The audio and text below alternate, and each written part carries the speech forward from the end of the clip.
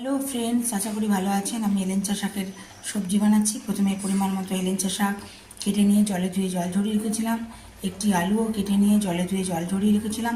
এরপর কড়াইয়ে সরষের তেল দিয়ে তেল গরম হয়ে এলে আলুগুলি ফ্রাই করে নিয়েছিলাম স্বাদ মতো নুন এবং একটু হলুদ দিয়ে, আর বড়িগুলো স্বাদ মতো নুন হলুদ দিয়ে ভেজে তুলে রেখেছিলাম।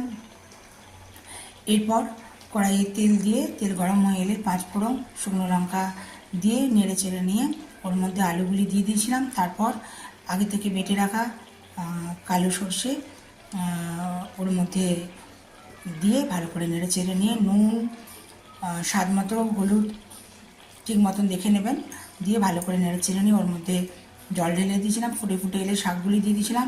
সেদ্ধ হয়ে এলে বড়িগুলো দিয়ে দিয়েছি। স্বাদ শেষে নুনটা দেখে নেবেন।